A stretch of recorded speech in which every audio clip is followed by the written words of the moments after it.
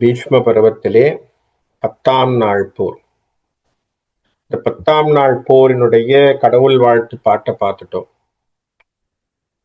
அழகாக பிரகல்லாதனுடைய சரித்திரத்தை சொல்லி திருமங்கை ஆழ்வாரை பற்றி பேசி எப்படி நாமத்திற்கு அப்படிப்பட்ட ஒரு மகிமை உண்டு அப்படிங்கிறத சொல்லக்கூடியதான கலியன் என்று சொல்லக்கூடியவனுடைய பெருமையை பேசி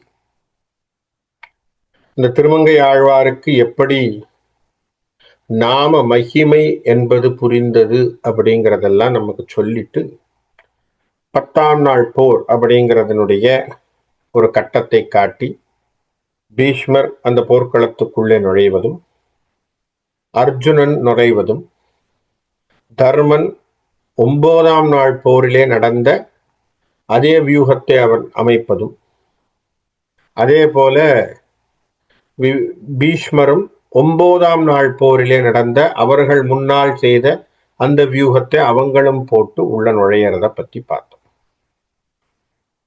அப்போ அழகாக ஒரு வார்த்தையை கிருஷ்ண பெருமான் சொல்கிறார். கிருஷ்ணர் தான் அங்கே லீட் பண்ணிக்கிட்டு வர்றார்.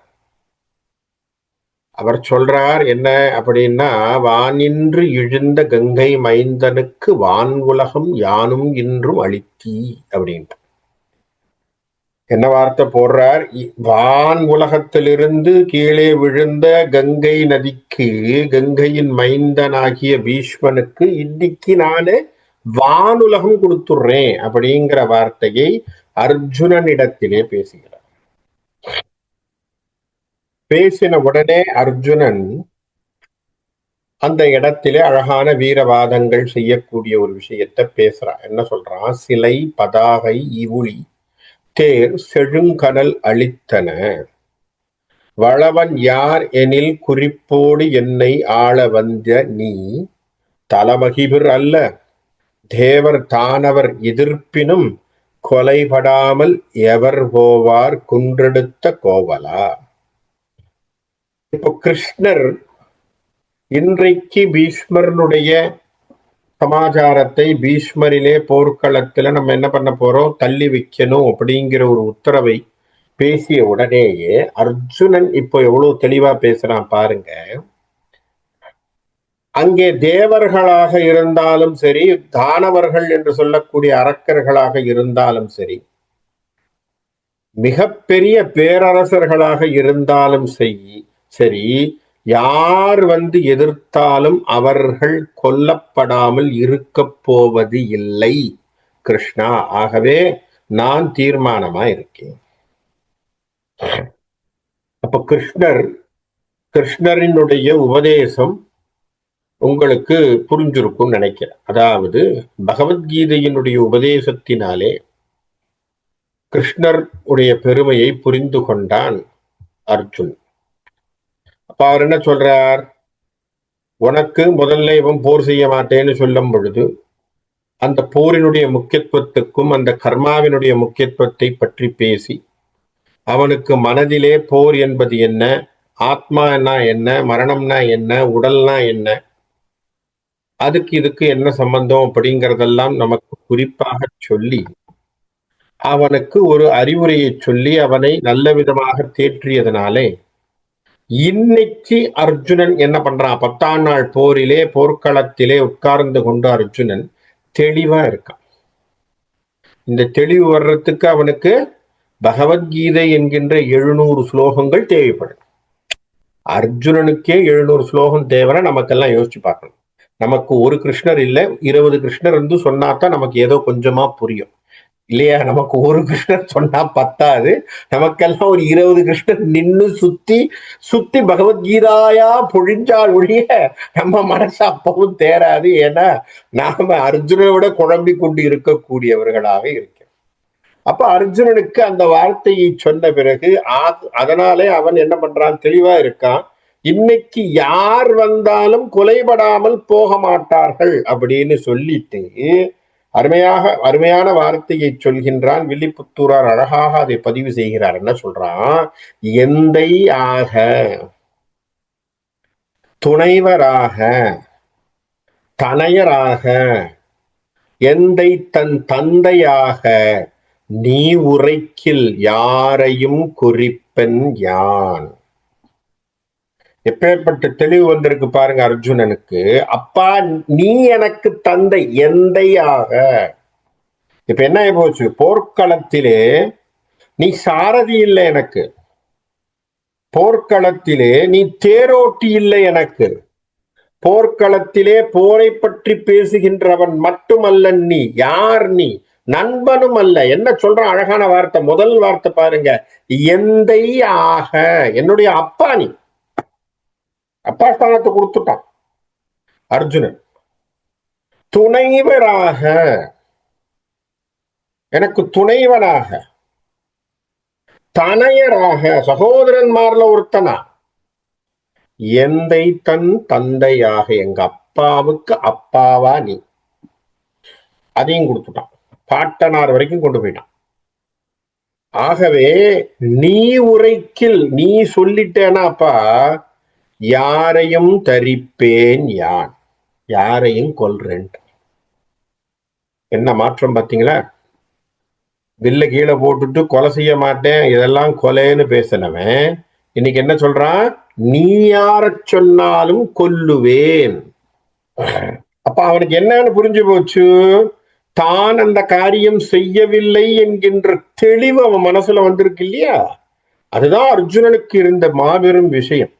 அர்ஜுனனுக்கு தெளிவு ஏற்பட்டு போச்சு. அவன் சொல்றான், நீ உரைக்கில் யாரையும் தரிப்பேன் யான், நான் யாரையும் கொல்லுவேன். முந்தை ஆரணங்களுக்கு முடிவில் நின்ற பொருளை என் சிந்தை ஆற முற்றுவித்து வினையறுத்த செம்மலே.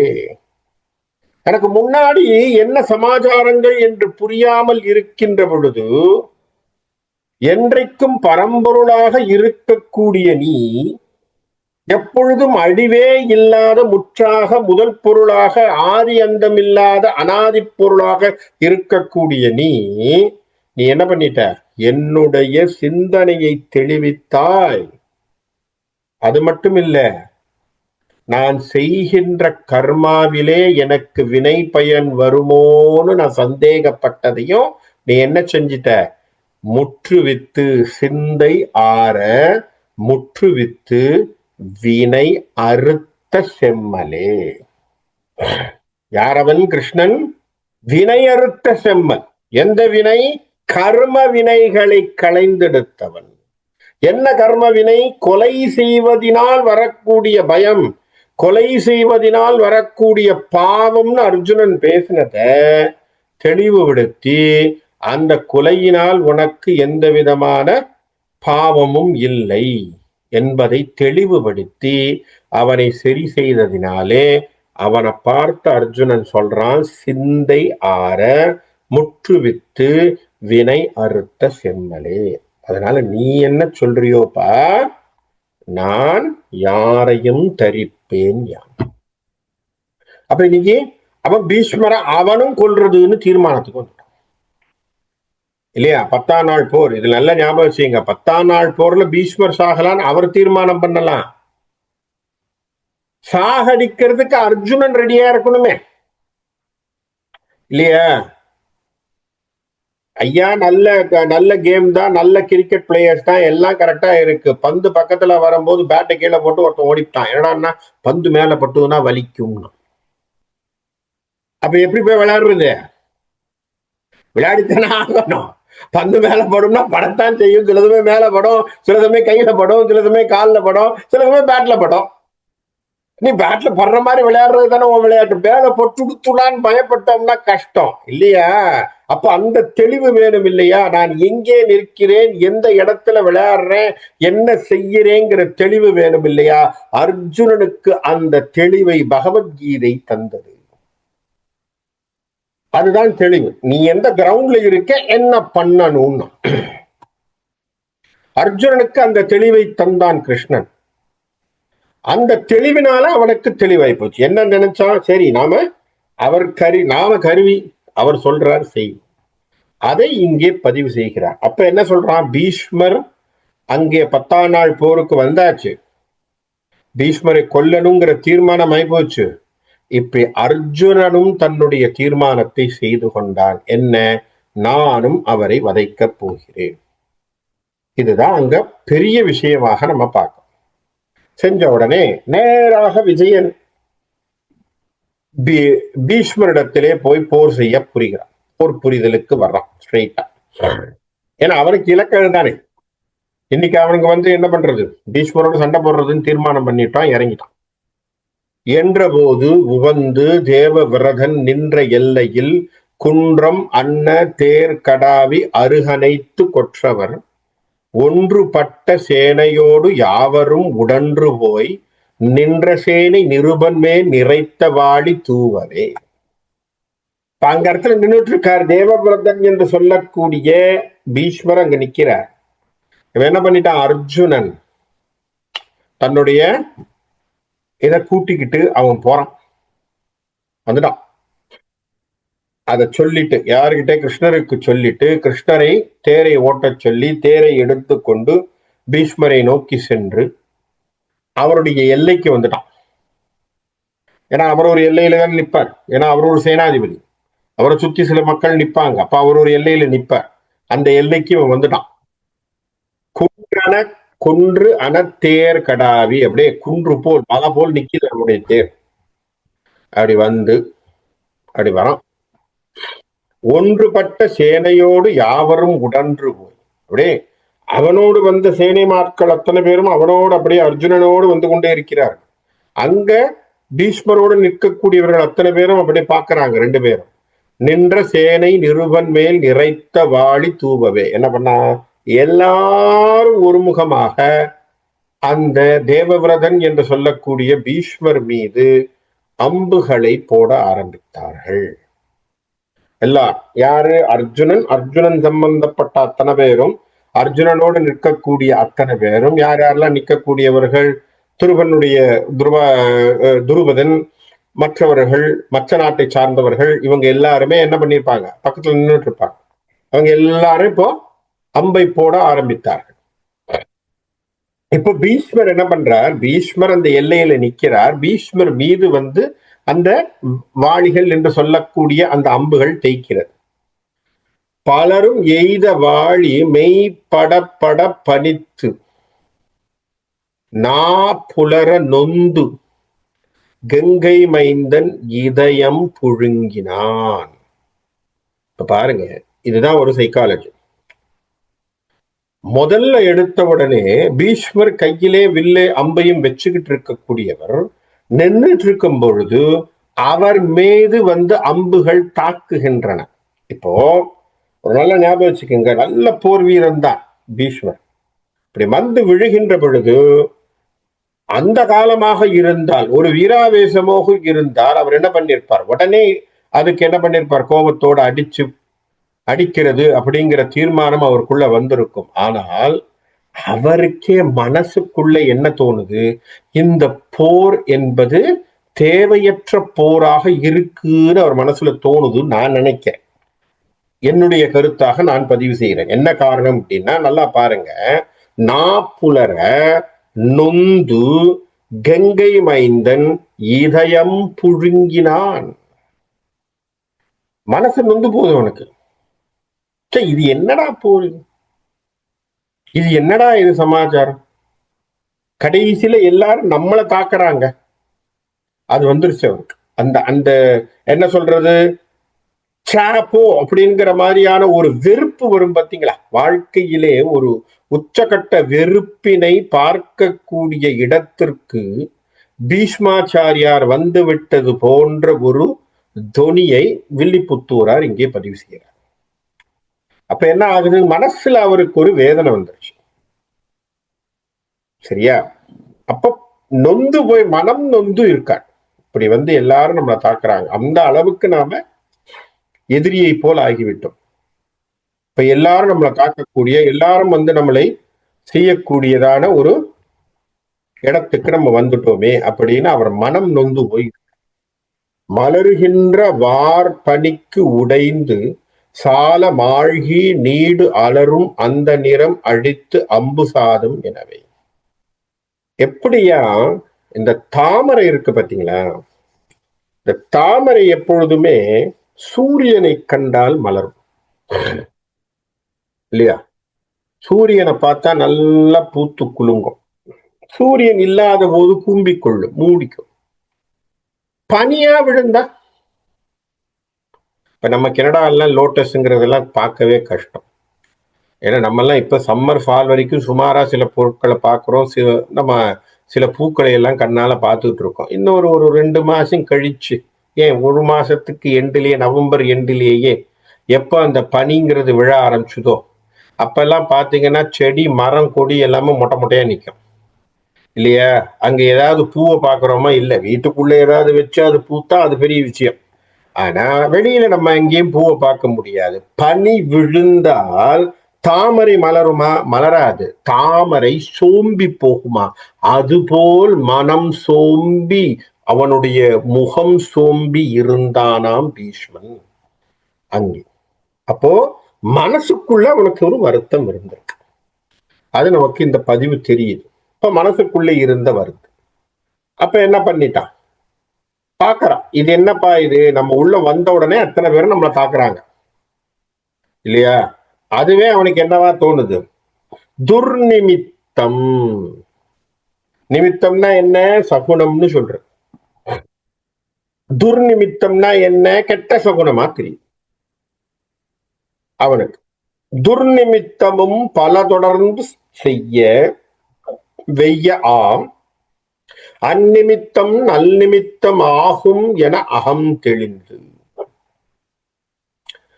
அவனுக்கு ஏற்பட்ட அந்த நிமித்தமானது மோசமானதுன்னு தெரிஞ்சு போச்சு அவனுக்கு.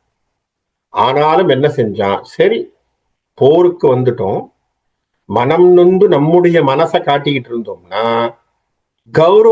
கௌரவ சேனையிலே நான் சேனாதிபதியாக நின்று கொண்டு இந்த வேலையை செஞ்சா சரியா வருமோ? வராது. நிமிஷம் என்ன பண்ணிட்டான்?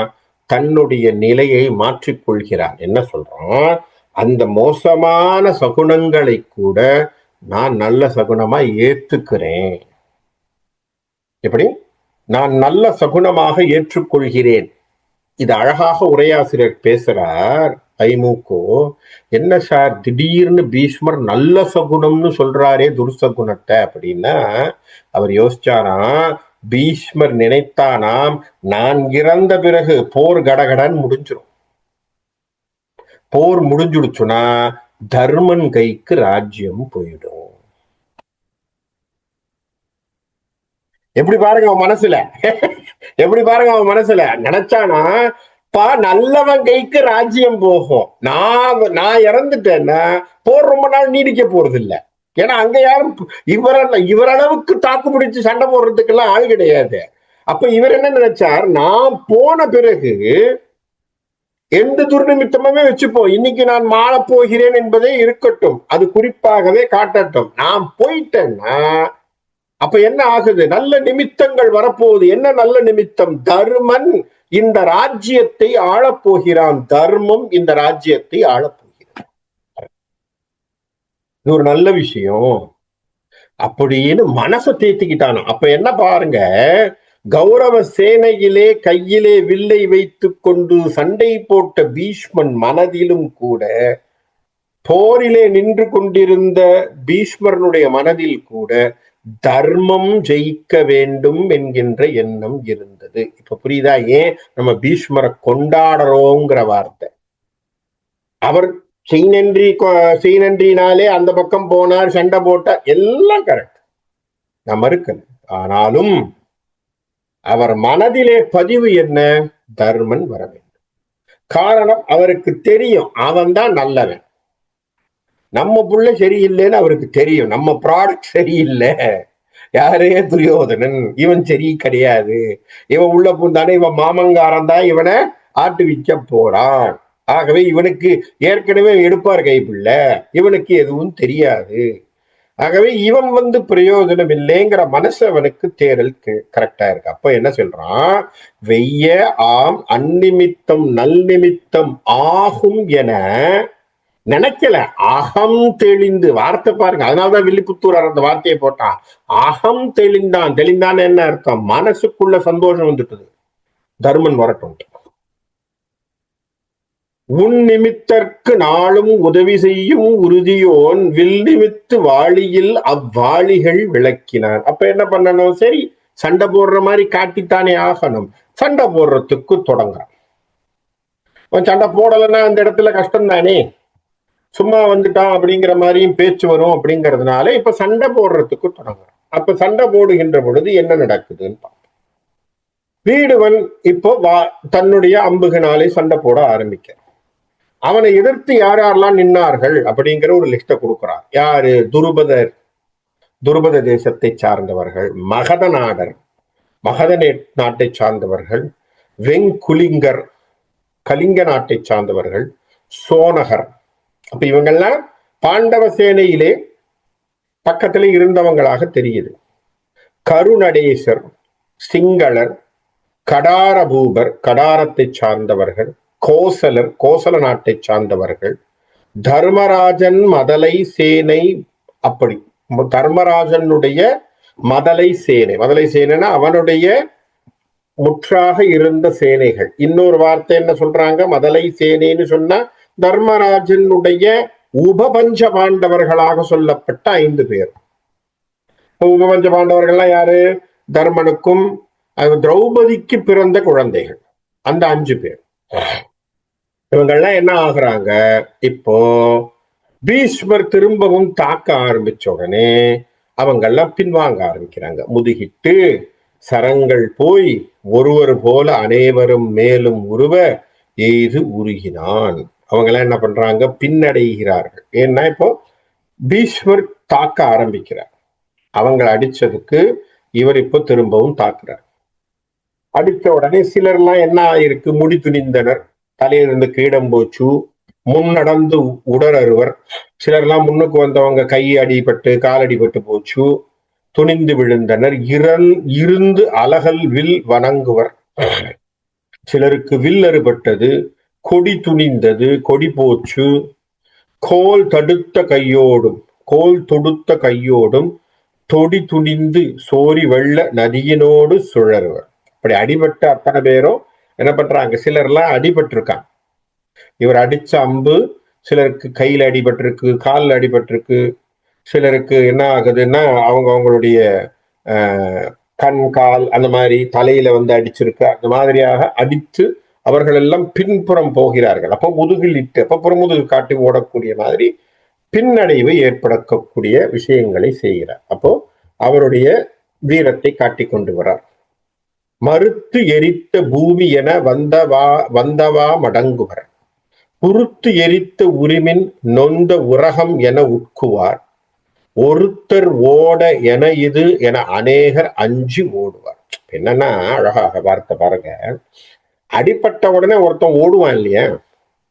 ஓடினவன மத்தவன் அவனை பார்த்து ஓட ஆரம்பிச்சிருவாங்க. என்ன காரணம்னா, ஐயோ வந்தால் அடிக்கிறான் போல் இருக்குடா அப்படிங்கிற மாதிரி. இது வந்து இந்த போர்ல நடக்கக்கூடிய சைக்காலஜி. இப்போ 4 பேர் சேர்ந்து கும்பலா நின்று என்ன பண்ணுவானுங்க, நம்ம எல்லாம் பார்த்துருக்கோம். எல்லாரும் சேர்ந்து ஒழிக வாழ்கன்னு கத்தின்னு இருப்பான். சரியா? எவனாவது ஒருத்தனை போலீஸ்காரன் பிடிச்சி பட்டாரம் அடிச்சான்னு வச்சுங்க, 5 நிமிஷம் கழிச்சு பாத்தீங்கன்னா எவனும் இருக்க மாட்டான். எல்லாரும் ஓடி போயிடுவானுங்க. என்னன்னா பயம். ஐயோ நம்மளே அடிச்சுட்டானா நம்ம என்ன பண்றதுன்னு எல்லாருக்கும் பயம். அதான் ஒருத்தன் அடி வாங்கினான்னா மத்தவன் எவனும் இருக்க மாட்டான். அது போல ஒருத்தன் என்ன பண்ணான்? ஒருத்தர் ஒருத்தன் ஓடுறான். ஏன்னா இது அப்படின்னா, ஐயோ அந்த ஆள் அடிக்கிறான்டானே இவங்களும் அவன் சொன்னவன அவன் பின்னாடி இவங்களும் ஓடுறாங்க. அந்த மாதிரி நிறைய பேர் அவன் பின்னாடி ஓடிக்கொண்டு இருக்கிறார்கள். 5 ஓடிட்டு இருக்காங்க. அது மட்டுமில்லாமல் அவனுக்கு உதவியாக மன்னர் பலரும் வரார்கள். யாருக்கு? பீஷ்மருக்கு ஒரு உறுதுணையாக மன்னர்கள் பலர் வந்து அவனோடு வந்து சேர்றாங்க. அவங்கெல்லாம் வந்து என்ன பண்றாங்க? அடிக்கிறாங்க. இப்போ இந்த ஓட்டத்திலே அர்ஜுனன் நின்று கொண்டுதான் இருக்கிறார். அர்ஜுனன் போகல. அர்ஜுனனோடு நின்றவர்கள் இவங்களாம் அடிபட்டவனே இவங்களாம் ஓட ஆரம்பிக்கிறாங்க. அர்ஜுனன் போர் செய்து கொண்டுதான் இருக்கிறார். ஏன்னா அர்ஜுனன் ஓடுறதுக்கு வாய்ப்பு இல்லை. அப்ப என்ன ஆகுது? பீஷ்மருக்கு துணையாக வந்தவர்கள் சிலர் நிற்கிறாங்க. யாரு? வெம்புய விசால வடமேறு ஓர் 2 உடைய வீடுமனை நீடு முனைவாய் அம்புதம் எழுந்து பொழிகின்ற வழிவோடி வரும் அநிலம் என வந்து அணுகினார். அப்படி சண்டை போட்டுக்கிட்டு இருக்கக்கூடிய பீஷ்மருக்கு துணையாக அப்படியே ஓடி வந்து சில அரசர்கள் அவரோடு சேர்கிறார்கள். சேர்ந்து அர்ஜுனனை தாக்குவதற்கு அவர்கள் முனைப்பை காட்டுகிறார்கள். யார் அப்படின்னு சொன்னா, செம்பியனும் கிருபனும் துரோணரும் துரோணரின் சேயும் அஸ்வத்தாமனும் செயத்திரதனும் தம்பியரும் துரியோதனனுடைய தம்பியும் மாமனும். ஆமா, அவனுடைய மாமன் நம்ம சகுனி, அவரை மறக்க கூடாது. மாமனும் சயத்தரோடு வெய்ய பகதத்தனும் சல்லியனும் இத்தனை பேரும் அவனோடு வருகிறார்கள். இதுல ஒரு வார்த்தை ஒண்ணு போட்டிருக்கார் வில்லி. என்ன வார்த்தை ஆரம்பிக்கிறார் அப்படின்னா செம்பியனும் அப்படிங்கிற ஒரு வார்த்தையை போட்டிருந்தார். இப்ப செம்பியன் அப்படிங்கிறதுக்கு உரையாசிரியர் என்ன வார்த்தையை கொடுக்கிறார் அப்படின்னா, செம்பியன் என்பது சோழ தேசத்து மன்னரை குறிக்கும் என்று பேசுறார். செம்பியன் என்று சொன்னால் சோழன். அப்போ சோழன்ற 2 பிரிவா பிரிஞ்சு ஒரு பிரிவு பாண்டவர்களுக்கும் ஒரு பிரிவு கௌரவர்களுக்கும் துணையாக நின்றிருக்கு. இதுல யார் பிரிஞ்சிருக்காங்க என்னங்கிறது நம்ம கொஞ்சம் ஆராய்ச்சி பண்ணி தான் பார்க்கணும். ஆனா நமக்கு அந்த தகவல் கிடைக்கல. ஆனால் செம்பியன் என்கின்ற வார்த்தைக்கு அர்த்தம் சோழ தேசத்துக்காரர்கள். இந்த சோழ தேசத்திலே இருந்த ஒரு குரூப் அது கௌரவ சேனையில இருந்திருக்கு. அவங்களும் என்ன பண்றாங்க, அர்ஜுனனை தாக்க ஆரம்பிக்கிறார்கள். இவங்கெல்லாம் வந்து அடிக்கிறாங்க. அப்ப வந்து சேர்ந்த உடனே இப்போ அர்ஜுனன் அதுக்காக என்ன பண்ணணும், திரும்பி அடிக்கணும் இல்லையா? ஏன்னா அர்ஜுனனை அவர்கள் தாக்குகின்ற பொழுது அர்ஜுனன் அந்த தாக்குதலை பிடிக்கணும். அப்ப என்ன செய்யணும், மனம் செய் வலிகூர் கசத்துரக பதாதி ரதத்துடன் வளைந்த பலரும் தனஞ்சய மடுங்கில் எதிர்சாபும் வளைத்து. சுத்தி எல்லா விதமான பரிவாரங்களோடு நிக்கிறாங்க, ரதகஜ துரக பதாதிகளோடு.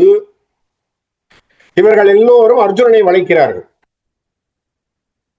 அப்ப பீஷ்மர் அங்க நிக்கிறார், பீஷ்மரோட தலைமையோடு வந்துட்டு இருக்காங்க. இப்ப தனஞ்சயனை அடிக்கிறார்கள். யார் தனஞ்சயன்? அர்ஜுனன் என்கின்றவனை அடிக்கிறார். அவர் என்ன செய்யறார், எதிர் சரங்கள் உகுத்து. அவன் என்ன அடிச்சானோ அதுக்கேற்ற சரங்களை அவன் அடிக்கிறான். அங்கேருந்து ஒரு அஸ்திரம் அவன் வந்து அக்னி அஸ்திரம் போட்டானே இவன் அக்னி அஸ்திரம் போடுவான், வாயு அஸ்திரம் போட்டானே இவன் வாயு அஸ்திரம் போடுவான். அப்படி அஸ்திரங்கள் என்ன கொடுத்ததோ அது பரிமாறிக்கொண்டார்கள். அப்போ எதிர் சரங்கள் உகுத்து அமர் செய்தனர். அவன் போட்டதுக்கு ஈக்குவலா அர்ஜுனன் போட்டுக்கிட்டு வரான். தனம் சலதி மொண்டு கொடு எழுந்தனைய வண்ணனன் ஒரு கார்முகம் வணங்கி ஒரு 100 இனம் சரம் ஓர் தொடையில் ஏவி அவர் ஏவு சரம் யாவும் எதிரே விலக்கினான். என்ன பண்ணானா, ஒரு அம்பு எடுப்பான் அர்ஜுனன். அவங்க வந்து ஒரு அம்பினால் இவனை அடிக்க வந்தால் ஒரு அம்பை எடுப்பான், அதை அவன் தொடுப்பான், அடித்தால் அந்த ஒரு அம்பு 100 அம்பாக மாறி போய் தாக்கும். இதுல இருந்தா நமக்கு என்ன தெரியுது, இந்த ஃபேமஸ் டைலாக் இதுல இருந்தா வந்திருக்குமா என்னமோ தெரியல, 1 சொன்னா 100 ஆகுறதுங்கிறது இல்லையா? அப்ப அர்ஜுனன் கிட்ட இருந்தா அந்த டைலாக் வந்திருக்குமா என்னன்னு நமக்கு தெரியல. 1 சொன்னா 100 ஆகுது அப்படின்னு சொல்றோம் இல்லையா? அதெல்லாம் சொல்ல வேண்டாம், அவங்க எல்லாருக்குமே தெரிஞ்சிருக்கும். அப்போ அர்ஜுனன் ஒரு வில்லை விட அந்த ஒரு வில்லானது 100 மாறி ஒவ்வொருத்தனையும் தாக்கியிருக்கு. இதுதான் அவர் சொல்றார், ஒரு கார்முகம் வணங்கி ஒரு 100 இனம் சரம். ஒன்னு அடிச்சான்னா 100 மாறு போய் அடிக்குது, தாக்கு. அப்படி போய் அவர்களை எதிரிலே இருக்கக்கூடியவர்களை அடிக்கும். இப்ப இது நடந்துட்டு இருக்கும் போதே பீமன் என்ன பண்ணிட்டான், அவனும் பார்த்துட்டான். ஓஹோ, நம்ம அர்ஜுனன் நம்ம தம்பி வந்து அங்க சண்டை போட்டுட்டு இருக்கான், தனியா அவனை விட்ட மாதிரி இருக்கு, நாமளும் களத்துல குதிப்போன்னு அவனும் வந்துட்டாங்க. தேர் உதய பானு என நின்ற விசயன் தன் எதிர்த்தெவ்வர் பனி என அகல. அவன் முன்னாடி நின்றிருக்கக்கூடியவர்கள் அத்தனை பேரும் சூரியனை கண்ட பனி போல் கொஞ்சம் கொஞ்சமா நகர்ந்து கொண்டு போக, ஏன்னா அவன் அடிச்ச அடிக்கி விசயன் திரும்பி அடித்த அடிக்கு பலரும் நகர்ந்து கொண்டு இருக்க, தார் உதயம் ஆம் நிருபர் வேலை கவர தனது தண்டு தனி கொண்டு குதியா. என்ன பண்ணிட்டான் பீமன், அதை பார்த்தவன தம்பி சண்டை போட்டுட்டு இருக்கான், வாடா நானே இறங்குறேன்ட்டான். இவன் என்ன பண்ணிட்டான், இவன் கையில கதாயுதத்தோட வர்றான். ஓர் உதவி இன்றி முடியோடு அவர் சிரங்கள் உடைத்து. யாரு பத்தி அவன் யாரும் அவனுக்கு பின்னாடி நிக்கல. பீமன் என்ன பண்ணா, நேரா வந்த களத்துல அடி.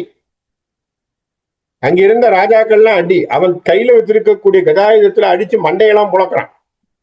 சிரங்கள் உடைத்து முதுகிட்டு உடையவே அவங்க என்ன பண்ணாங்க, முதுகிட்டு ஓடுறாங்க. ஐயோ, இப்ப பீமனும் வந்த உடனே தாக்குதல் அதிகமா இருக்கு. அர்ஜுனன் மட்டுமேனா கூட அவங்க சமாளிக்கிறதும் கஷ்டம்தான். ஆனா பீமனும் இன்னொரு பக்கத்துல தாக்க ஆரம்பிச்சா என்ன பண்ணுவாங்க? அப்ப அவர்களால் அந்த தாக்குதலை பிடிக்க முடியல, ஓட ஆரம்பிச்சிடுறாங்க. மாருத சகாயன் என மாருதன் என கடவுள் மாருத சுதன் சுடுக்கினான். இப்ப மாருத அப்படின்னு சொன்னா மாருதம் அப்படின்னு, மருத் அப்படின்னா என்ன அர்த்தம்? வாயுன்னு அர்த்தம். மருத் என்று சொன்னால் உங்களுக்கு வாயுன்னு அர்த்தம். அப்ப வாயுனுடைய பிள்ளையாகிய பீமன் அவன் தன்னுடைய கதாயுதத்தை சுடுக்கி அத்தனை பேரை அடிக்க ஆரம்பிச்சிட்டான். அதனால எல்லாரும் பின்வாங்க ஆரம்பித்தார்கள். எரிவரு தேரோடு எடுத்து எரிதரும் சிலரை, தேரோடு வந்தவங்களை தேரோட கொத்தா தூக்கி எரியறான். இது இந்த பீமனுக்கு இதெல்லாம் சகஜம். என்னன்னா பீமனுடைய பராக்கிரம் நமக்கு தெரியும். ஏற்கனவே யானையோட சண்டை போட்டவன் இல்லையா, கிட்டத்தட்ட பல யானைகளை கொன்றவன். யானையோடு சண்டை போடக்கூடிய அளவுக்கு பராக்கிரமசாலி இவன். இப்ப என்ன பண்றான், எதிரில் தேர் வந்தா தேரோட கொத்தா தூக்கி எறிகிறான். இரு பனைகள் பற்றி இருக சீறி வரும் யானையோடு எடுத்து எரிதரும். யானை வந்ததுன்னா யானை மேல ஏறி வர்றான்னா யானையும் தூக்கி பிட்டு எறிகிறான். சிலரை ஐந்து கதியும் சிவனேவே மாறி வரும் வாசியோடு எடுத்து எரிதரும் சிலரை வஞ்சினம் வெஞ்சினமுடன். சிலர் வாசி என்று சொன்னால் குதிரை, குதிரையோடு வந்தா குதிரையிலிருந்து தூக்கி அடிக்கிறான்.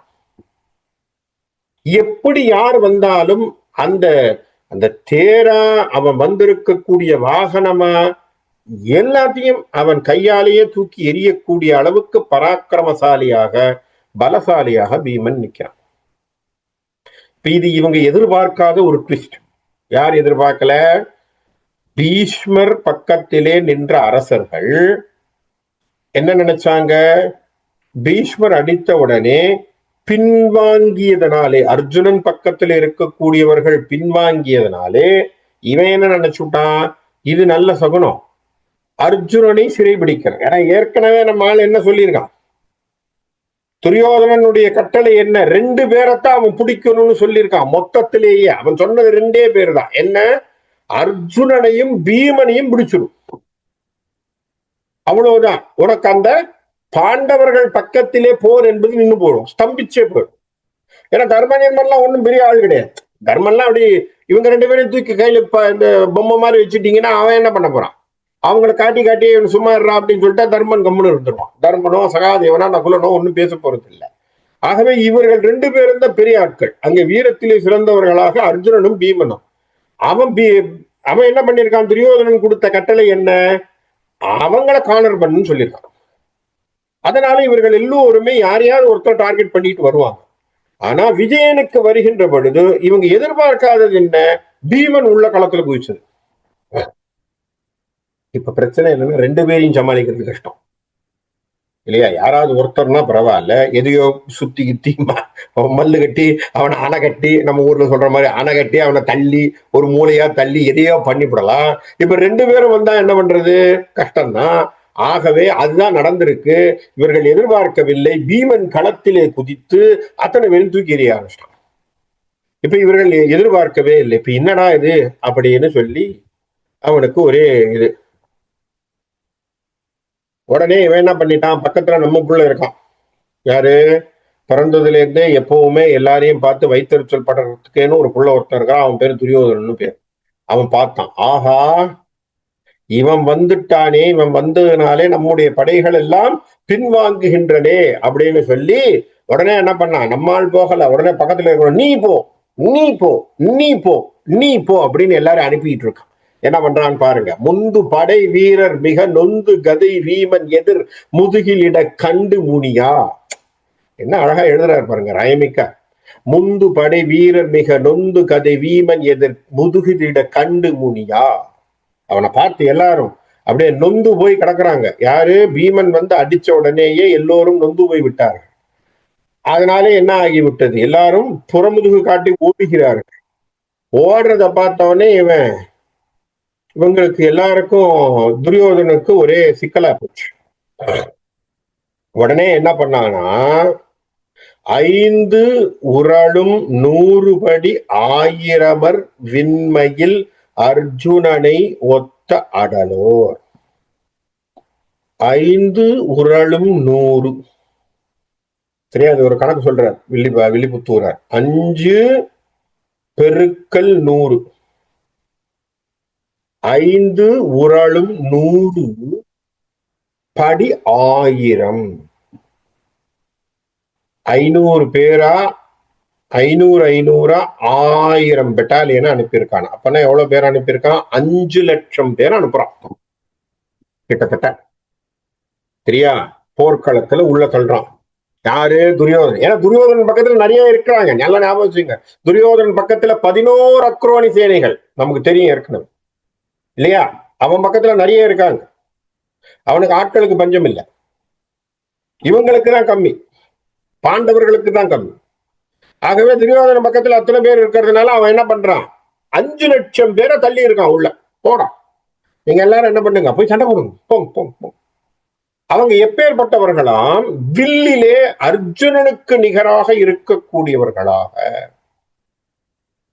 அவர்களை அனுப்புறான். உந்து உரக கேதனன் உரைப்ப முதுகில் எழும் உடன் ஊழி இருத்தி பொழிவனேல். அப்படி எப்படியா அப்படியே உள்ள போய் அப்படியே பிரளயம் ஏற்படுற மாதிரி சண்டையை போடுங்கன்னு சொல்லியிருக்கான். வந்து வடிவாழி மலை சிந்தினர் பராக்கிரமவாசி இபம் மா இரதரே. என்ன பண்ணாங்க? வந்து அவனை தாக்க ஆரம்பிக்கிறார்கள், இல்லையா? என்ன பண்றாங்க? பராக்கிரமவாசி அப்படின்னு வார்த்தையை போறோம். பராக்கிரமம், பராக்கிரமம்னா என்ன சொல்றது? எதிரியை தாக்குவது, எதிரியை ஆக்கிரமிப்பது. பர என்று சொன்னால் ஆப்போசிட், அவுட் சைட், எக்ஸ்டர்னல்னு சொல்ற மாதிரி. ஆக்கிரமம் அவர்களை கையகப்படுத்துவது. பராக்கிரமவாசி அப்போ எதிரியாக இருக்கக்கூடியவர்களை தாக்குவதற்கு ஆள் அனுப்பியிருக்க. போய் சண்டை போட வராங்க. அவங்க வந்து என்ன பண்றாங்க? அத்தனை பேரும் வில் அம்பு அத்தனை பேரையும் சேர்த்து அவங்க அடிக்க ஆரம்பிக்கிறாங்க. இப்போ அதற்கு அர்ஜுனன் என்ன செய்ய போகிறான்? அந்த அர்ஜுனனுடைய பாடுகள் என்னங்கிறத பார்ப்போம். அர்ஜுனன் என்ன செய்யறான்? இவர்கள் வந்து அவனோடு சண்டை போடுகின்ற பொழுது அர்ஜுனன் அதை தடுக்கணும். வவ்வனம் எரிக்கடவுள் உண்டிட வணங்கும் ஒரு வில்லியும் அவ்வில்லோடு எதிர்போய். அவனை எதிர்த்து போடுகின்ற அத்தனை வில்லுக்கும் எதிர்வில்லை செய்தான். அவன் எதிர்கணைகள் போட்டான். அவ்வவர் தொடுத்து விடும் அம்புகள் ஏனை பலவும் அவ்வவை தொடுத்து விலக்கி. புரியுதா? அவன் என்ன தொடுத்தானோ அதுக்கேற்றது போல இவரும் தொடுத்து அடிக்கிறார். கைவரிவில் அற்று. சிலருக்கு என்ன ஆகி போச்சு? அவங்க கையில வச்சிருக்கக்கூடிய வில்ல உடைச்சுட்டான். நெடுநானின் நடு அற்று. இப்படி வில்ல வச்சிருந்தான்னா அம்பு அப்படி அம்பை தொடுக்கின்ற இடம் நடுவுல இருக்கு பாருங்க, தண்டை உடைச்சிட்டான். இப்ப வில்லு தண்டு உடஞ்சு போச்சுன்னா எங்க இருந்து வில்ல வச்சுன்னு சண்டை போடுறது? உடஞ்ச வில்ல வச்சுன்னு சண்டை போட முடியாது. வளர் கைத்தளமும் அற்று விழவே. சிலருக்கு என்ன பண்ணா, கை ரொம்ப ஸ்ட்ராங்கா இருக்கா, கையிலே அடிப்பான். அர்ஜுனன் அவர்கள் கையை தாக்கினான்.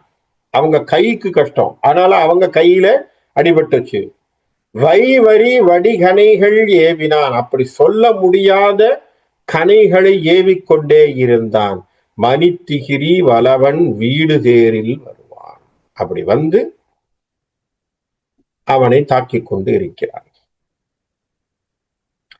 உடனே இதை பார்த்த உடனேயே என்ன சொல்றான்? தருமன் முதல் ஐவரையும் வென்றிடிதும் என்று துச்சாதனோடு ஐவர் இளையோர் பெருமுனையின் வீடுமன் முன் நின்றவர்கள். உடனே என்ன பண்ணியிருக்கான்? துரியோதனன் குடுகுடுன்னு துச்சாதனனை அனுப்பி, நீ போய் அவன் பக்கத்துல நின்னுக்கோ, பீஷ்மர் பக்கத்துல. என்ன பண்ணணும்? தர்மன் முதல் ஐவரையும் வென்றிடுக, நீ பண்ணிட்டு வா அப்படின்னு சொல்லி அனுப்புனோடனே துச்சாதனன் ஓடி வரான். அவன் எப்பவுமே அண்ணா சொல்ல தட்டாத தம்பி. அவன் அண்ணா என்ன சொல்றாரோ அதை கேட்கக்கூடிய ஒரே சகோதரன். அவன் உடனே வந்துட்டான். அவன் ஒரு 4-5 பேரை கூட்டிக்கிட்டு அங்க வர்றான். பொறுமுனையின் வீடுவன் முன் நின்றார்கள். அவங்க முன்னாடி வந்து நின்னுட்டாங்க, அப்படி வீடவன் முன் பக்கத்திலே. புகன்ற நரபாலர் எவரும் பரம மதமா புரவி தேர்கொண்டு பரந்தனர் படாதவர் கெடாத கதையும் செருமனை சராசரனும் உடைய இருவோரும் நனி சீறி அமர் செய்ய தொப்பொழுதே. அப்ப ரெண்டு பக்கத்திலையும் இப்போ முற்றுகையாக சண்டைகள் நடக்கின்றன. விஜயன் ஒரு பக்கத்துல, இந்த பக்கத்துல துச்சாதனோடு சேர்ந்து சில தம்பிமார்கள் எல்லோரும் சேர்ந்து அர்ஜுனனோடு சண்டை போட ஆரம்பிக்கிறாங்க. அப்படி கடும் சண்டைகள் நடந்து கொண்டு இருக்கு. ரெண்டு பேருடைய சண்டைகள் பயங்கரமாக ஒருவரை ஒருவர் தாக்கி கொண்டிருக்கிறார்கள். அந்த தாக்குதல் அப்படிங்கிறது எப்படி இருக்குங்கிறது நமக்கு தெரிஞ்சுக்கிட்டோம். இவங்க என்ன போட்டாங்களோ அதுக்கு எதிர்மறையாக அர்ஜுனன் தன்னுடைய வில்லை போட்டு கொண்டு வருகிறார். அவங்க என்ன வில்லை, எந்த அஸ்திரத்தை பயன்படுத்துகிறார்களோ அதே அஸ்திரத்தை இவனும் பயன்படுத்துறான். அப்ப அந்த அளவுக்கு ஈக்குவலாகவே ரெண்டு பேரும் நின்று சண்டை போடக்கூடிய ஒரு வகையை அங்கே துச்சாதனன் ஏற்படுத்தினாலும் துச்சாதனனுடைய தாக்குதலை சரி செய்யக்கூடிய ஒருவனாக அங்க வந்து இங்கே அர்ஜுனன் தரப்பிலே அர்ஜுனன் நின்று செய்து கொண்டு வரான். அப்ப அர்ஜுனன், ஏன்னா அர்ஜுனனை நேரடியாக சண்டை போடு ஜெயிக்கிறது அப்படிங்கிறது கொஞ்சம் கஷ்டம்தான். 5 லட்சம் பேர் போய் சமாளிக்க போறாங்க. நல்லா ஞாபகம் வச்சுக்கோங்க, எத்தனை பேர் அனுப்பியிருக்கான்? 5 லட்சம் பேர் அனுப்பியிருக்கான் துரியோதனன். 5 லட்சம் பேரையும் ஒருத்தனே சமாளிக்கிறான் விஜயன். அதுதான் வீரம். அந்த வீரம் தான் நம்ம இங்க பேசுறோம் இல்லையா? அவனுடைய வீரம் அப்பேற்பட்ட வீரனாக இருக்கிறார். அப்படி இருந்து அவனை அழகாக வந்து பார்த்து கொண்டு வருகின்ற பொழுது வீடுவன், அதாவது பீஷ்மர் என்ன செய்கிறார், அவர் என்னென்ன பண்றாருங்கிறத விண்ணவரில் உற்று எழுவர் கண்டு களி கூற விரல் வீடவன் விருப்பினுடனே அஷ்ட வசுக்களிலே ஒரு வசுவாக சொல்லப்படுகின்றவன் தான் பீஷ்மன் இல்லையா? நம்ம ஆதி பருவத்திலே அந்த கதையை பார்த்தோம். அஷ்ட வசுக்களிலே ஒரு வசு அவன் முக்கியமானவனாக இருந்தான். மற்ற 7 வசுக்கள் எல்லாரும் என்ன பண்றாங்களாம், மேலே இருந்து பார்க்கிறாங்களாம் பீஷ்மர் அவன் போட்ட சண்டையும் மற்றவர்கள், ஏன்னா சகோதரர்கள் இல்லையா, எல்லாரும் அவன் போட்ட சண்டையை பார்த்து கொண்டு வரார்கள். கண் இணை நெருப்பு எழ உடன்று இனி நமக்கு இது காலம் என மாலை புனையும். என்னாச்சு, அவருக்கு கோபம் வருது. ஆனா பீஷ்மர் புரிஞ்சுட்டாரா, மனசுல என்ன புரிஞ்சுக்கிட்டாரா, அவர் மனதுல பாருங்க புரிதல், இனி நமக்கு இது காலம், நம்முடைய முடிவு வந்துடுச்சுன்னு தெரிஞ்சு போச்சு பீஷ்மருக்கு. பீஷ்மர் அன்றைக்கு அவருக்கு ஒரு புரிதல் வந்தது. என மாலை புனையும் வனவரி வில் தலை வணங்கி, அப்படியே என்ன பண்றான், அந்த வில்லுக்கு நமஸ்காரம் செய்யறான். விதமான பல வாளிகள் தெரிந்து, அவனுக்கு முன்னாடி பல பானங்கள் பறக்குது. தர்மர்க்கு என்னும் இர தலைவர் அனைவரையும் விட்டிலன் இமைப்பொழுதின் எய்தனன் ஆரோ. இப்படி நிற்கின்ற பொழுது அப்படி தர்மத்தினுடைய பிரதிநிதியாக இருக்கக்கூடியவனாக இருக்கக்கூடிய அந்த பக்கத்திலே தர்மன், அவனை சார்ந்த சேனைகளிலிருந்து வரக்கூடிய அந்த அம்புகளை பார்த்து சமாளித்துக் கொண்டு இருக்கிறான். அப்படி வந்து விழுகின்ற பொழுது, அப்ப இந்த பக்கத்திலிருந்து இவர்கள் அந்த விஜயன் அடித்த வில்லிலே ஏற்பட்ட விஷயங்கள், எத்தனை முடிதலைகள், எத்தனை புயகிரிகள், எத்தனை கரகமலம், வேறு எத்தனை உடற் சுமைகள், அத்தனை வந்து அவர் அடிச்சது, அர்ஜுனன் அடித்ததிலே ஏற்பட்ட அத்தனை தாக்கங்களையும் அழகாக வில்லி பாரதத்தில் வில்லிபுத்தூரார் அதை வகுத்து சொல்றார். எத்தனை அடி வாங்கியிருக்காங்க, என்னென்ன இருந்திருக்கு, என்னென்ன வகைகளே எல்லாரும் அடி வாங்கி கீழே விழுந்தார்கள், எத்தனை கொடி குரடர்கள், எத்தனை நினைத்தடிகள், எத்தனை நரம்பு வகைகள், எத்தனை எலும்பு நிறை, அத்தனையும் பார்த்திருக்கான், அத்தனையும் அடிச்சிருக்கான் விஜயன். அதெல்லாம் பார்க்கிறார். வெறிந்தன உரங்களும் வெகுண்டன மனங்களும் விழுந்தன குருதி நீர். இதெல்லாம் பார்க்கும் பொழுது அப்படியே விம்மி கீழே விழுந்தவங்க, பயந்து விழுந்தவங்க, ஓடினவங்க அத்தனை பேரையும் அந்த போர்க்களத்தினுடைய காட்சிப்படுத்துகின்றான் வில்லி. இத்தனை பேரும் அங்க நிக்கிறாங்க, அத்தனை பேரும் அடி வாங்கி இருக்கிறார்கள். அது தவிர யார் யாரெல்லாம் அந்த போரிலே நின்று அடி வாங்கி இருக்கிறார்கள்? சோமகரல், மச்சரல், தென்னரல், துழுவர், துருபதேசர், வளவரில், தேமருவு, அலங்கல், குளிகரல், சோரில், சிஞ்சியரல், வெஞ்சமர் விடா, மாமகுட வர்த்தனரில், மண்டலீகர், பட்டவர்த்தனர் மற்றும் இவ்வுறவோன். இத்தனை பேரும் அந்த சண்டையிலே நின்று ரெண்டு பக்கத்திலும் அடி. இப்ப என்னன்னா, முதல்ல பீஷ்மர் அடிச்சதுலயும் நிறைய பேர் அடி வாங்கியிருக்காங்க. அதே போல் விஜயன் தாக்கியதிலையும் நிறைய பேர் அடி வாங்கி, இத்தனை பேரும் அங்கே அடி வாங்கி இருக்கிறார்கள். ரெண்டு பக்கத்திலேயுமே அடி வாங்கி ஒருவரை ஒருவர் பார்த்து கொண்டு ஒருவர் அடி வாங்கினதை தெரிஞ்சு கொண்டு இருக்காங்க. இப்ப இத்தனை நடந்து கொண்டிருக்கின்ற பொழுது, இவ்வளவு சங்கடங்கள் நடுவிலே கிருஷ்ணர் இப்ப என்ன பண்றார் அப்படின்னா, நம்முடைய அர்ஜுனனை கூப்பிட்டு, அர்ஜுனா வேலை வந்துடுத்து கிளம்புட்டான். என்ன சொல்லிட்டான்? இனி வேலையை பார்க்கணும், கிளம்பு அப்படின்ட்டான். என்ன சொல்லிட்டான்? அர்ஜுனனை பார்த்து கண் காட்டுறான். பீஷ்மரம் முடிக்கணும், கிளம்பு, என்ன வேலை வந்துருச்சு. மேல் எழுந்து தம்படையை நீடு கங்கை மைந்தனோடு மேன்மை கண்டிறங்கி வெகுளா. இத்தனை சமாச்சாரங்கள் நடந்திருக்கு. இங்கே பீஷ்மர் இத்தனை பேர் அடிக்கிறார், விஜயனாகிய நீ தாக்கிட்டு இருக்க, ரெண்டும் அப்படி போயிட்டு இருக்கு. கிருஷ்ணர் சொன்னாராம், கிளம்பு கோபத்தோட. ஞாலமுண்டு செம்பவள வாய்மலர்ந்து கொண்டவனை நாமுரண்டு ஒடுங்க விதுவே காலமொன்று மன்றல் கமழ் கார் முகுந்தன் வெம்புறவி கால்குள் சந்தனக் கடவே கோல வெஞ்சரங்கள் அடை வே தெரிந்து கொண்டு சிலை கோலி நின்று தனஞ்செயலுமே. அப்ப என்ன பண்ணிட்டான்? கண்ணினால் ஒரு ஜாடையை காட்டினான் கிருஷ்ணன். புரிந்து கொண்டான் அர்ஜுனன். அவனுடைய பீஷ்மரனுடைய காலம் வந்து விட்டது. இனி நேரடியாக பீஷ்மரை தாக்குவதற்கு தயார் செய். போதும், இந்த பின்னாடி இருக்கக்கூடிய படையோடு சண்டை போட்டு பிரயோஜனம் இல்லையே, நம்ம நேரடியாக கையை வைப்போம், வா கிளம்பு அப்படின்னு சொல்லிட்டான். இப்ப என்ன ஆகி போச்சு? நேரடியாக சண்டை போடுறத பண்ணணும் அப்படின்னு சொன்ன உடனே அதை ஒரு குறிப்பா சொல்லணும் இல்லையா? அதனால என்ன பண்ணா, அந்த கஞ்சாடையிலே காட்டிய பிறகு தேரை ஓட்டுகின்றான். ஓட்டுவதற்கு முன்பு கிருஷ்ணன் தேர் தட்டிலே எழுந்து நின்று தன்னுடைய பாஞ்சஜன்யத்தை எடுத்து ஊதுகிறான். என்ன அர்த்தம்? விஷயத்தை முடிக்க போறேன்னு அர்த்தம். பாஞ்சஜன்யத்தை ஊதுகின்றான். என்ன சொல்றான் பாருங்க. ஓதம் வந்து எழுந்தன, மேகம் நின்று அதிர்ந்தன. அப்படியே அலைகடல்கள்லாம் அப்படியே அடிக்குதான், அந்த அளவுக்கான ஓசை. மேகமெல்லாம் அதிர்ந்து போய் நிக்குதான். ஊழியும் பெயர்ந்தது என, பிரளயங்கள் ஏற்பட்டது என, மாதிரங்கள் செவிடு போய் அகண்டும் போதுளி வாய்ப்பிழந்து அண்ட முகட்டும். எல்லாமே அப்படியே பிரளய காலத்தை பார்த்து அப்படியே பார்க்கின்ற மாதிரி இருக்கான் இவருடைய சங்கநாதம்.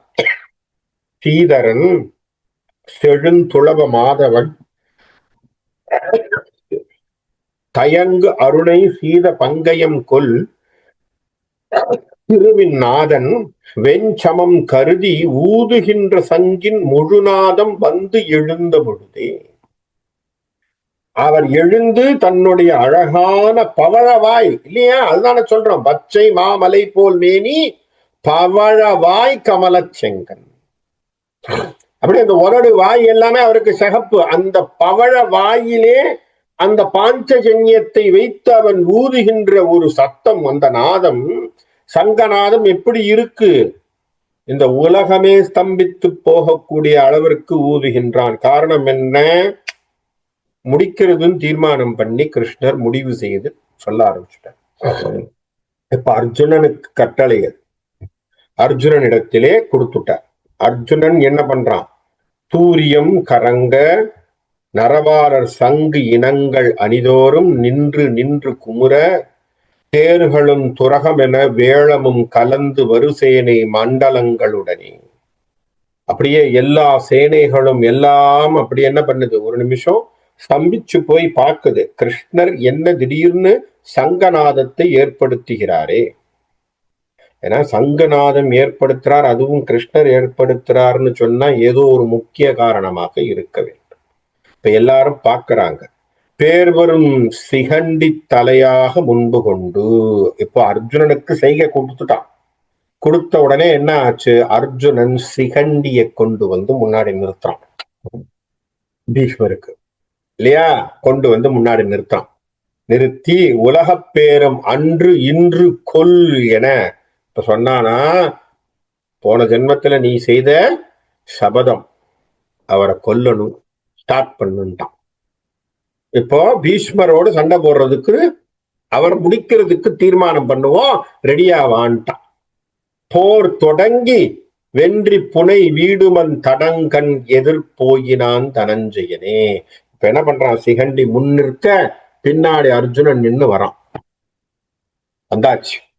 இப்ப பீஷ்மருக்கு எதிரில் பார்க்கிறார், சிகண்டிய பார்த்துட்டார். இப்ப பாருங்க, ஏற்கனவே பீஷ்மர் நமக்கு காலம் முடிஞ்சு போச்சுன்னு புரிஞ்சுட்டான். இனி அவருடைய துர்நிமித்தங்களை புரிஞ்சுக்கிட்டான். நல்ல நிமித்தம் என்ன? தர்மன் கையிலே இந்த அரசாட்சி போனா நல்லதுன்னு மனசுல பட்டுச்சு. நொந்து போயிருக்கான். எல்லாம் பார்த்தாச்சு. இப்ப சிகண்டி எதுல வந்தா என்ன செய்ய போறான் யோசிச்சு பாருங்க. காதி வெண்கோடும் பகழி ஏவு தின் சிகண்டி தலை காணலும் குனிந்து நகையா. வந்தான், எதிரில வந்து நிக்கிறா. சிகண்டி வந்த உடனேயே கையில வச்சிருக்கக்கூடிய வில்லை அப்படி தொடுத்து வைத்தவன் வில்லை கீழே வச்சுட்டு சிரிக்க ஆரம்பிச்சுட்டான். வேற ஒன்னும் பண்ணல, சிரிச்சுட்டான். சிரிக்கிறான். என்ன? ஏன்னா புரிஞ்சு போச்சு அவனுக்கு, இனி முடிஞ்சுறா கதைன்னு. ஆதி அம்பை என்று பகை மேல வந்தது. அம்பை இங்க வந்துட்டா என்ன? அவ பகைய தீர்த்துக்க இங்க வந்தாச்சு. புரிஞ்சிடுச்சு அவனுக்கு. என்று தனது ஆயுதம் துறந்து விரை தேர் மீது கங்கை மைந்தன் ஒரு தான் வெறுங்கை நின்ற அளவில் ஆயுதத்தையும் கீழே வச்சுட்டு அப்படியே நிக்கிறான். எப்படி இருக்கும் பாருங்க. கௌரவ சேனையில துச்சாதனன்ல இருந்து துரியோதன்ல இருந்து எல்லாரும் இந்த செய்தியை பார்க்கிறார்கள் என்று வைப்போம். இப்ப எப்படி இருக்கும் இவங்க சைட்ல அவங்க மனசு? அடடா, இந்த மனுஷன் சேனாதிபதி சண்டை போடுவான்னு நினைச்சா ஆயுதத்தை கீழே வச்சு நிக்கிறாரு அந்த மனுஷன் யோசிப்பாங்களா இல்லையா? அவன் கீழே வச்சுட்டான், பத்திரமா கீழே வச்சுட்டு அப்படியே சிரிக்கிறான். பீஷ்மர் எதுவும் பண்ணல. அவங்க அழகா கொண்டு வந்து சிகண்டியை வச்சான். யார் சொல்லிடுறாளே, கிருஷ்ணர் ஒரு சாடையை காட்டினவன்னா அர்ஜுனன் புரிஞ்சுன்னுட்டான். இப்படி இருக்கணும் ஸ்டூடெண்ட்னா. எப்படி வாத்தியார் கண்ணால் அப்படி காட்டினா சீடனுக்கு புரியணும் இல்லையா? அதுதான் ஸ்டூடெண்ட்ஷிப்னு அர்த்தம். இப்ப எத்தனை தடவை நம்ம சொன்னாலும் நம்ம பசங்களுக்கு ஒன்றும் புரியறது இல்லை. 1000 தடவை கண்ணை திருப்பினா அவன் என்ன சொல்றான்? வாத்தியாருக்கு கண்ணுல ஏதோ பிரச்சனை போயிட்டான் இல்லையா? இப்ப இருக்கக்கூடிய மாஸ்டருக்கு ரொம்ப கஷ்டமா இருக்கு. கிருஷ்ணரை பாருங்க, ஒரு கஞ்சாடை செய்த உடனே அர்ஜுனன் புரிஞ்சுக்கிட்டு சிகண்டியை கொண்டான். எப்பேற்பட்ட சிஷியனா இருப்பா. அந்த மாதிரி எல்லாம் நமக்கு சிஷியர் கிடைக்கிறதுக்கு கொடுத்து வச்சிருக்கணும்னு வச்சுக்கோமே. அந்த மாதிரி அழகாக அப்ப கொண்டு வந்த உடனே ஆதி அம்பை என்று பகை மேல வந்தது. பகை தீக்க வந்துட்டா என்று தனது ஆயுதம் துறந்து விரை தேர் மீது கங்கை மைந்தன் ஒரு தான் வெறுங்கை நின்ற அளவில், வெறும் கையோட நிக்க மேல் நடந்து சென்று பொறு துச்சாதனன் சரங்கள் பல தூவினான். உடனே துச்சாதனுக்கு பயம் வந்துருச்சு. ஏன்னா அவன் பக்கத்துல நிக்கிறான். ஷிஷோ, இது என்னது? இவரு எல்லாத்தையும் ஆயுதத்தை போட்டு நிக்கிறாரு, நம்ம என்ன பண்றது அப்படின்னு சொல்லி அவன் அம்பை எடுத்து சண்டை போட ஆரம்பிக்கிறான். அவசரமா பரிந்து எதிரி சாபம் துணிந்து விழவே நேரா சண்டை போடுறதுக்கு வந்துட்டான். அவன் என்ன பண்றான்? சிகண்டியை நேரடியாக தாக்க ஆரம்பிக்கிறான். சாக நின்றிலன் துருப்பதேயன் நெஞ்சம் இன்றி வரி சாபம் இன்றி வன்கொடிக்குள் தேர் வாகமின்றி வந்த வழிமீல. அப்ப என்ன பண்ணிட்டான்? துச்சாதனன் அடிக்க ஆரம்பிச்ச உடனே சிகண்டி கொஞ்சம் பின்வாங்க. ஏன்னா அவங்க நினைச்சது என்ன? பீஷ்மரோட தாக்குவதற்கு. பீஷ்மர் கீழே போட்டுட்டார். துச்சாதனன் இப்ப உள்ள போடுறான். உள்ள பூந்து என்ன பண்றான்? ஏன்னா அவனுக்கு பயம் வந்துருச்சு. பீஷ்மர் எங்க இறந்துட்டாருன்னா என்ன பண்றதுன்னா அவன் இறங்கி சிகண்டியை தாக்கி கொண்டு வர்றான். சந்தனகுமாரனும் சரங்கள் விடவே. அப்போ நேர சிகண்டியை அவன் என்ன பண்றான்? அவனுடைய ஐடியா பாருங்க. துச்சாதனுக்கு புரிஞ்சு போச்சு சிகண்டி வந்தா இவர் சண்டை போடுறது இல்லைன்னுட்டு சிகண்டியை ஓரம் கட்டுறான். இது அவங்களுக்கும் விஷயம் தெரிஞ்சிருக்கு பாருங்க, எவ்வளவு விஷயம் தெரிஞ்சிருக்கு பாருங்க. அவன் என்ன பண்ணான் துச்சாதனன், சிகண்டிய ஓரம் கட்டுறான். சிகண்டிய ஓரம் கட்டினா என்ன ஆகும்? அப்ப திருப்பி பீஷ்மர் அர்ஜுனனாக இருந்தா சண்டை போடுவார் இல்லையா? சண்டை போட மாட்டேன்னு சொல்ல போறது இல்லையா? திரும்பியும் அவர் வில்லை எடுத்து அவர் சண்டை போட ஆரம்பிக்கிறார். யுகம் பிளந்து சுராசுரன் மைந்தன் முந்து ரதம் உருகின்ற செங்கன் நெடுமால். இப்ப என்ன பண்றான்? பீஷ்மர் தன்னுடைய சரங்களினால் விஜயனோடு சண்டை போடுகின்ற பொழுது அந்த சரங்கள் அத்தனையும் அங்கே சாரதியாக உட்கார்ந்திருந்த கிருஷ்ணன் உடம்பை துளைக்கிறது. சொல்றார், யுகம் பிளந்து சுரராசன் மைந்தன் முன் ரதம் ஊறுகின்ற செங்கன் நெடுமால் மேகமும் கருங்கடலும் நீளமும் கலந்த திருமேனியும் சிவந்தது அறவே. அவன் மேல விழுது. அப்படியே அவருடைய உடம்புல அடிக்குது. அடிச்ச உடனே அவருடைய பாடியில ரத்தம் வரும். ஆனா கிருஷ்ணராஜ், கிருஷ்ணருக்கு பெரிய லெவல்ல பாதிப்பு கிடையாது. ஆனாலும் அவர் என்ன பண்ற, தன்னுடைய செய்கையோ தன்னுடைய சமாச்சாரங்களையோ ஒன்றும் செய்யல. திரும்பவும் விஜயனுக்கு அப்படிங்கிற மாதிரியான ஒரு செய்கையை செய்ய போனத்தின் சிகண்டி தன்னை மீளவும் கொணர்ந்து, விஜயன் என்ன பண்றான், போன சிகண்டிய திரும்பவும் கொண்டு வந்து இப்ப என்ன பண்ணிட்டான், தன் தேர்தட்டிலேயே வச்சுக்கிறான். பல பூசலும் கடந்து ரதம் மேல் நீ நில்.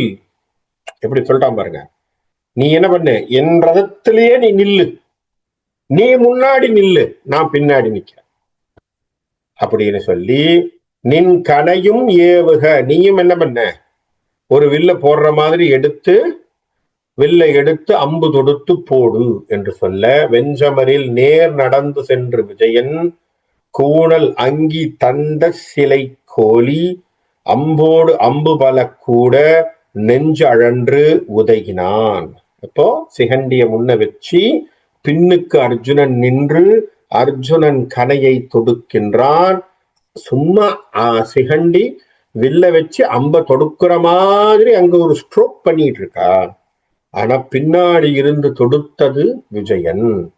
வேனில் அம்பு முன்பு துதையாது இலங்கும் அப்பொன் வரை மேனி எங்கனும் புதையவே. இப்போ பீஷ்மரனுடைய உடம்பை விஜயனுடைய அம்புகள் துளைக்க ஆரம்பிக்கின்றன. அப்போ துளைச்ச உடனே என்ன நடக்குது, அதனுடைய சமாச்சாரங்கள் என்ன, அதிலே அவர் என்ன பார்க்கிறார், அவர் விஜயனோடு எப்படி அவர் யோசிக்கிறார், அதன் பிறகு அவர் என்ன நடக்குது பீஷ்மருக்கு என்பதை வருகின்ற வாரம் இதனுடைய தொடர்ச்சியை பார்ப்போம்னு சொல்லி, இன்னைக்கு இந்த இடத்திலே பீஷ்மரை அர்ஜுனன் தாக்குகின்ற இடத்திலே நிறுத்தி இன்னைக்கு இந்த இடத்துல முடிக்கிறேன். நன்றி, வணக்கம்.